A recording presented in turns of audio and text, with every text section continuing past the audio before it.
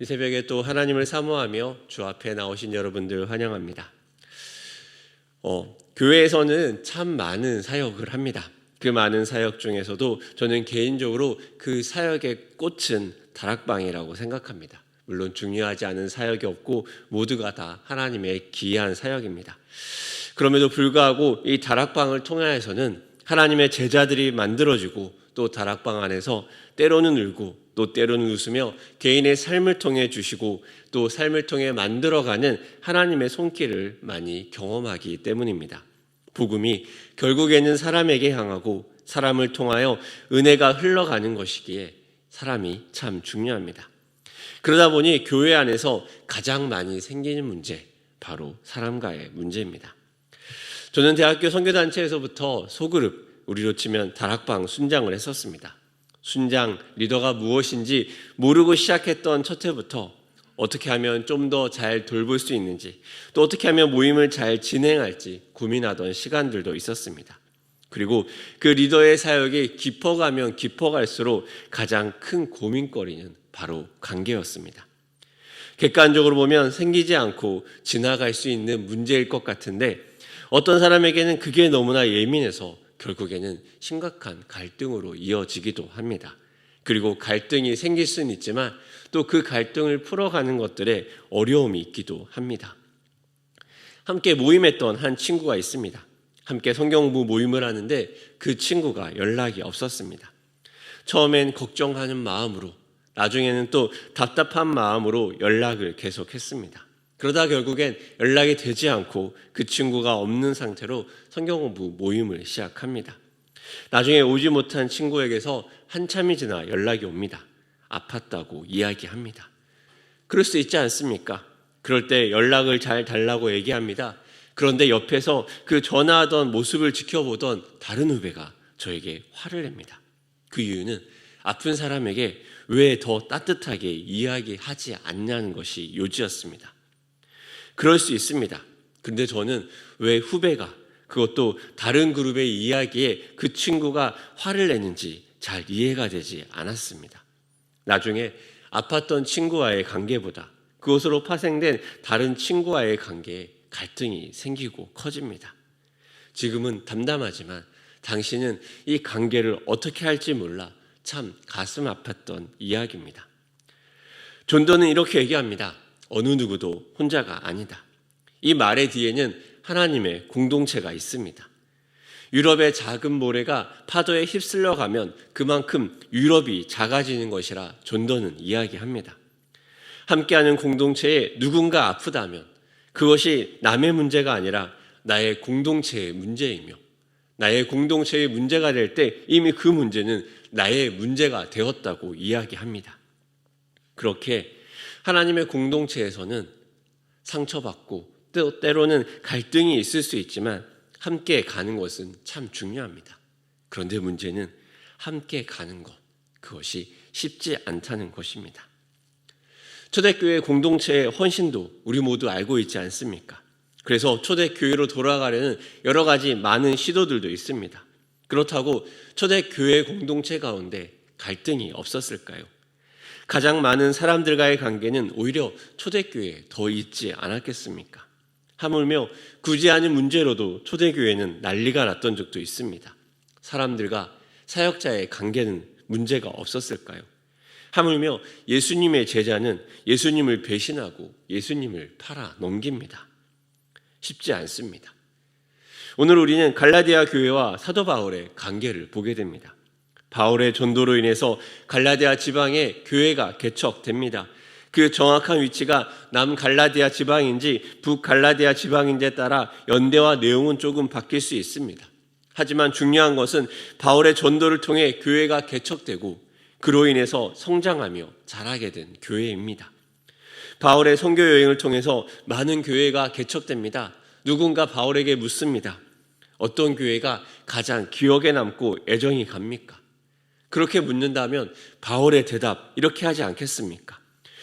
누군가 부모에게 어느 자식이 가장 사랑스럽냐라고 질문을 받은 것처럼 바울도 10손가락 깨물어 안 아픈 손가락 없다고 대답하지 않겠습니까?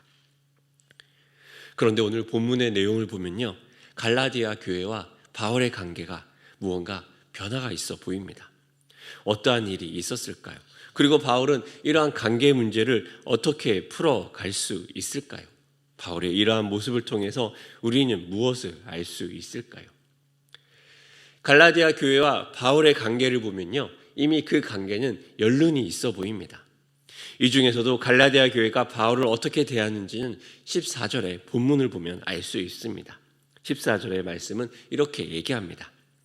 너희를 시험하는 것이 내 육체에 있으되 이것을 너희가 업신여기지도 아니하며 버리지도 아니하고 오직 나를 하나님의 천사와 같이 또는 그리스도 예수와 같이 영접하였도다.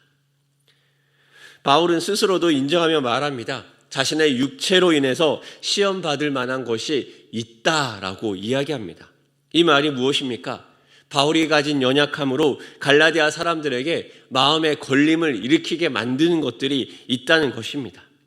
누군가는 이 걸림이 바울의 질병이라고 이야기합니다. 바울이 가진 눈에 대한 문제나 혹은 육체의 가시로 말하는 연약함이 바울에 대해서 부정적으로 생각하고 바울을 좋지 않게 생각하게 만드는 단초가 되었다고 합니다. 또 누군가는 바울이 가진 외형적인 모습과 그의 특징 때문에 그러했다고도 합니다. 글로 만날 때는 힘이 있어 보이던 그 바울이 실제로 만나서 이야기를 들을 때는 글만 못하다, 이렇게 평가하는 사람들도 있었다고 합니다. 다른 서신서의 내용도 있습니다. 또 바울이 가진 외모로 인해서 사람들에게 부정적인 마음을 주었다는 주석가들의 이야기도 있습니다. 그 당시 초대교회에 정말 큰 스승과도 같던 그 바울에게도 이 가시로 인해 사람들은 업신여기거나 혹은 어려움을 겪을 수도 있었다는 것입니다. 제가 처음 우리 교회에 왔을 때가 생각납니다. 우리 교회에 처음 와서 인사를 하고 당시 저의 첫 부서였던 유년부로 갔습니다. 그래서 유년부 교사들과 시간을 가지고 나중에 시간이 지나 유년부 선생님들과 친해지게 됩니다. 나중에 유년부 선생님이 저에게 이야기합니다. 전도사님 처음에 교회에 오셨을 때 깜짝 놀랐어요.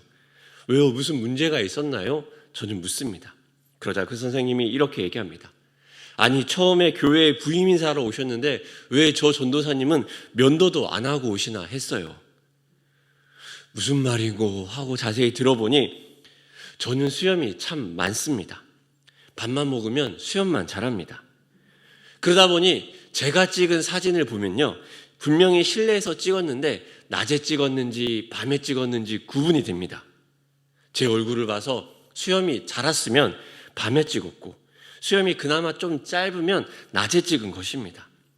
이게 시간이 지나다 보니 수염 자국이 워낙 진해서 잘라도 별로 티가 안 나고 안 깎으면 산적이 됩니다.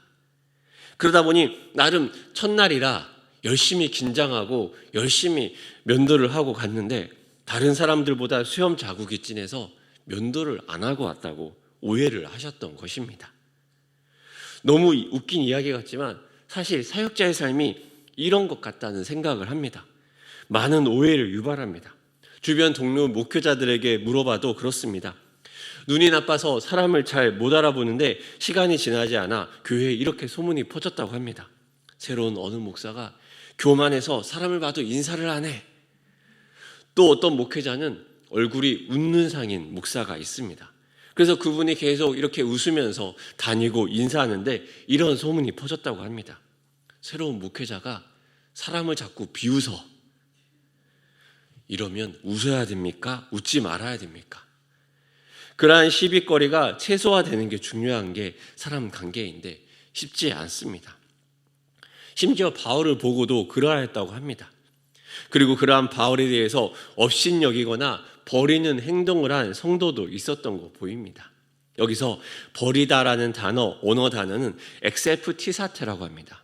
이 단어의 뜻은 침을 뱉는다라는 뜻도 가지고 있습니다. 왜 우리가 안 좋은 것을 볼 때 액땜하는 것처럼 당시에도 그러한 액땜의 수단으로 안 좋은 것을 볼 때 침을 뱉는 것처럼 누군가는 바울을 대하고 바울의 모습을 보고 뭔가 못 볼 것을 본 것처럼 침을 뱉는 행동을 하는 그런 모욕을 주는 사람들도 있었던 것처럼 보입니다. 이렇게 연약함을 가졌던 바울에게 갈라디아 교회는 어떻게 바울을 대합니까? 본문에서는 하나님의 천사 그리스도 예수와 같이 영접했다고 합니다. 그 말이 무엇입니까? 갈라디아 교회가 사랑으로 그럼에도 불구하고 바울을 끌어안은 것입니다. 거기서 바울이 느낀 감정이 무엇이냐면 저 사람들은 나를 위해서 자신의 눈이라도 빼어줄 사람이구나. 이렇게 바울은 수용받고 또 사랑받고 함께 들어간 경험을 합니다. 우리도 이런 표현이 있지 않습니까?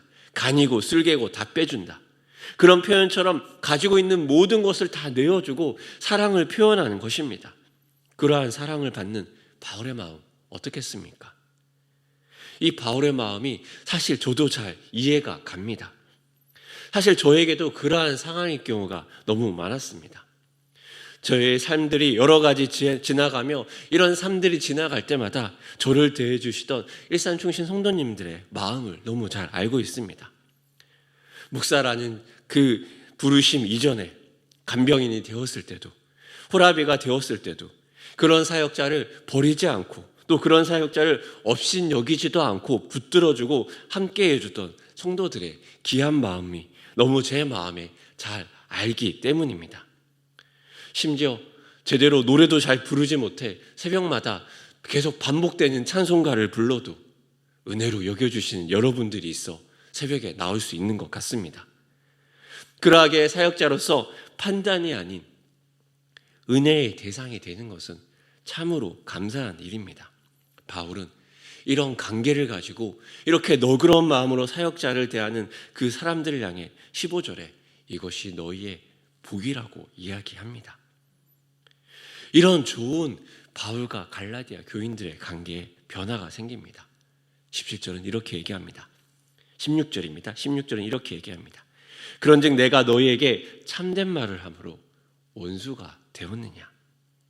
품어주고 안아주던 그 관계가 시험의 요소를 넘어 품어주던 그 관계에 갈등이 생깁니다.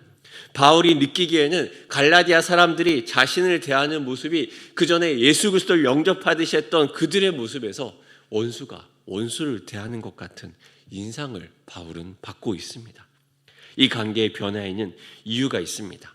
17절의 말씀입니다. 함께 17절의 말씀 같이 읽어보도록 하겠습니다. 시작. 그들이 너희에게 대하여 열심을 내는 것은 좋은 뜻이 아니오 오직 너희를 이간시켜 너희로 그들에게 대하여 열심을 내게 하려 함이라. 아멘. 갈라디아 교회에 몰래 들어온 사람들이 있었다고 합니다. 이들은 그 갈라디아 교회의 리더십이 되려고 했던 것 같습니다. 이들은 다른 복음을 이야기합니다. 이들이 한 행동은 바울과 갈라디아 교회 사람들을 이간하는 것입니다. 바울이 느끼기에 이들은 갈라디아 사람들의 열정을 복음과 하나님을 향하게 하는 것이 아니라 그들에게 자신들에게 열심을 내게 하려는 것입니다. 이들은 계속해서 바울이 지금까지 이야기했던 것과 다른 것들을 이야기합니다. 갈라디아 내용을 보면 이들을 유대주의자라고도 얘기합니다. 예수 그리스도를 영접하고 복음의 자유를 누리는 갈라디아 교회 사람들에게 다가와서 이들은 자유가 아닌 자신들에게 올가매게 합니다. 복음으로 자유함을 누리는 자들에게 할례를 이야기합니다. 그래야 해서 그들이 받고 누리는 예수 그리스도로 말미암는 그 자유가 아니라 사람들에게 매이는 가짜 자유를 이야기하고 율법에 매이는 가짜 자유를 이야기합니다. 그리고 그 말을 넘어 그 복음을 전할 사도 바울에 대해서도 이제 저 사람은 믿을 수 없다. 그 사람의 인간적인 연약함을 부각시키고 강조해서 그 사도 바울이 말하였던 복음에 대한 것조차도 약화시키며 관계를 깨트리려 했던 것입니다. 그래서 눈이라도 빼어줄 것처럼 바울을 대했던 그 갈라디아 교회 사람들이 이제 사도 바울을 의심합니다. 이제 바울에 대한 작은 허물이 큰 결점이 되고 바울에 대한 작은 의심이 커져서 이제 바울에 대한 부정적인 감정으로 확정되고 확신되고 있습니다. 이럴 때 어떻게 해야 할까요? 사역자의 삶이 그럴 때가 있습니다. 긴 시간을 사역자로 삶을 산 건 아니지만 때로 이 사역자의 삶에서 모든 사람에게 잘하고 모든 사람을 하나님의 사랑으로 대하려고 합니다. 하지만 때로 그러기에 쉽지가 않습니다. 사역자도 사람이기 때문입니다. 때로는 사역자가 전하는 이 복음의 내용과 사역자가 인간으로 가지는 삶의 모습이 함께 겹칠 때가 있기 때문입니다. 그래서 사역자도 때로는 이 사람된 작은 연약함이 상처를 입을 때도 있습니다. 안에서 잘 소화하려 하지만 쓴물과 쓴 마음이 올라올 때가 있습니다. 기도로 풀려고 하고 열심히 기도로 싸우지만 그 가정 가운데 있을 때도 있습니다. 특히나 오늘 바울과 갈라디아 교회의 모습처럼 때로는 좋은 동력자로 섰던 사람이 갑작스럽게 원수로 다가오는 것처럼 느껴질 때 더욱 그렇습니다. 그래서 오래 목회하셨던 그 목사님들과 이런 관계에 대한 갈등을 이야기하다 보면 때로 진리처럼 이야기합니다. 성도들과 너무 마음 열고 친해지지 마라. 결국엔 배신과 상처만 남는다. 너무 씁쓸한 말 같습니다. 그렇지만 때로 사역의 현장에서 이 말을 믿고 싶을 만큼 많은 증거를 받을 때도 많습니다. 오늘 바울은 어떻게 합니까? 오늘 바울은 19절에 이렇게 이야기합니다. 19절의 말씀 함께 같이 읽어보도록 하겠습니다. 시작. 나의 자녀들아, 너희 속에 그리스도의 형상을 이루기까지 다시 너희를 위하여 해산하는 수고를 하노니. 아멘. 바울이 이들을 부르는 고백의 말이 보이십니까? 나의 자녀들아. 나의 자녀들아. 이 말에 얼마나 많은 바울의 마음과 바울의 감정이 있겠습니까? 자신의 상처를 끌어안고 가는 이 모습이 마치 자식을 끌어안고 가는 어머니의 모습 같지 않습니까? 사고치는 자식이 있습니다. 학교에서 애들을 괴롭힙니다. 자식으로 인해서 이것저것 전화를 받습니다. 안 가본 경찰서도 가보고 모르는 전화번호로 연락이 올 때마다 무섭습니다. 죄송합니다. 미안합니다. 이 말을 입에 달고 살듯이 합니다. 그렇다고 해도 부모가 자식을 포기하겠습니까? 부모가 자식을 버리겠습니까? 바울의 마음이 이 마음 아니겠습니까? 바울은 다시 그래서 이야기합니다. 해산하는 수고를 다시 하겠다고 말입니다. 내가 너를 복음에서 낳았듯이 다시 해산하는 수고를 통해 나를 원수처럼 대하는 너를 끌어안고 나를 오해하고 또 나에 대해 실망하고 나에 대해서 마음을 닫은 너에게 다시 나아가 해산하는 수고를 하겠다고 합니다. 그리고 심지어 언성을 높이면서까지 이야기하려 합니다. 왜 그렇습니까?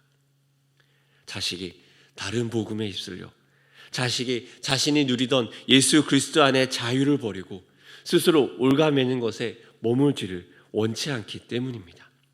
비록 지금은 그 사랑하는 자녀들이 자신을 원수처럼 대한다고 할지라도 말입니다. 이 쉽지 않은 일을 가능케 하는 바울의 마음 무엇입니까? 그것이 바로 자녀를 향한 사랑 아니겠습니까? 자녀는 자신으로 인해서 부모가 상처받는 것을 잘 모릅니다. 자녀들은 부모가 100가지를 잘해주지만 한 가지 상처 입은 것으로 부모를 원망합니다. 그리고 때로는 그 한 가지 상처 입은 원망이 그 자식의 삶에 계속해서 확정적으로 기억될 때도 있습니다. 하지만 철이 든 자녀는 다릅니다. 무엇이 다릅니까? 부모의 마음을 압니다. 그때 어머니가 날 품어주기 얼마나 힘드셨을까? 그때 엄마도 얼마나 상처받았을까? 부모의 마음을 이해합니다. 그렇게 이해하고 철이 들 때 언제입니까? 바로 내가 다시 부모의 자리에 올라 내 자녀를 끌어안고 내 자녀를 품어줄 때 아닙니까?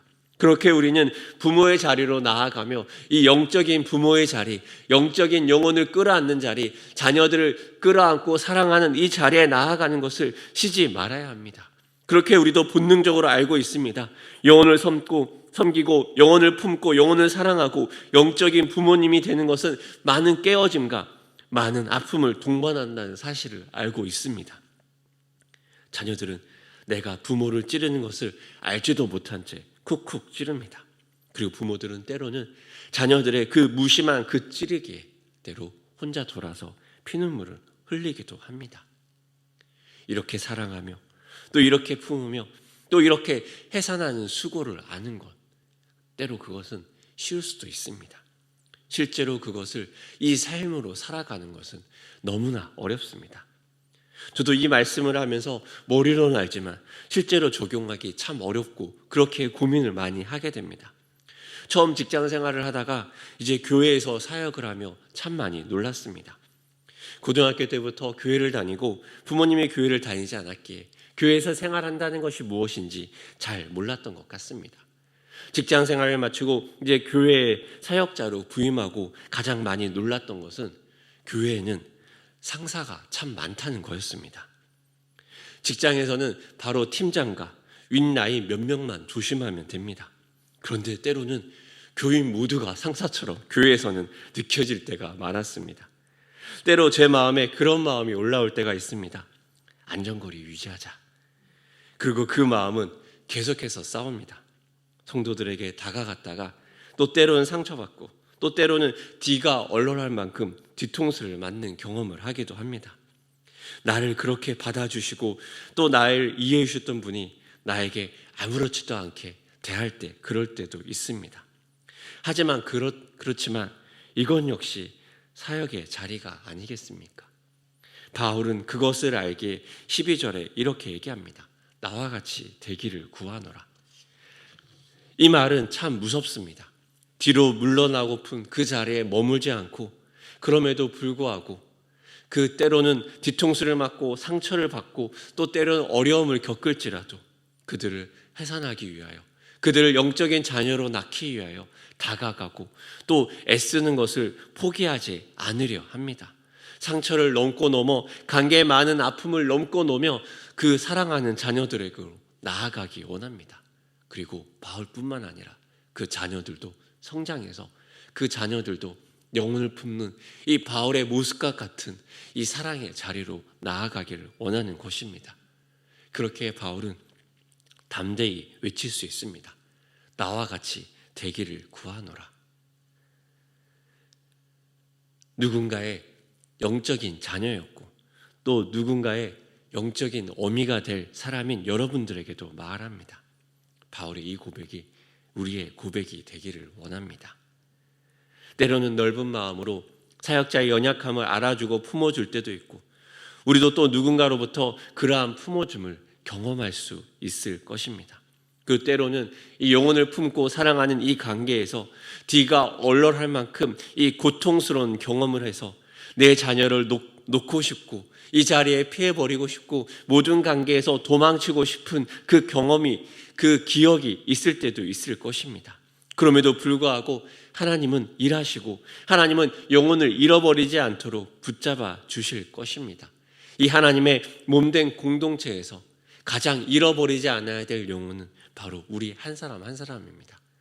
영적인 어미로 살아가는 이 한 사람 한 사람을 우리가 먼저 주의 사랑 안에 품어주며 또 때로는 이렇게 계속해서 해산하는 수고를 하는 것이 너무 어렵고 아프고 힘들지라도 그렇게 우리가 그 마음을 아는 자들이 한 마음으로 품어주며 또 영적인 어미가 되어가며 영적인 어미가 되어가는 사람을 통해서 영혼이 낳고 또 영혼이 커가며 그 영혼이 또 다른 영적인 어미가 되는 것을 경험하는 우리가 되기를 원합니다.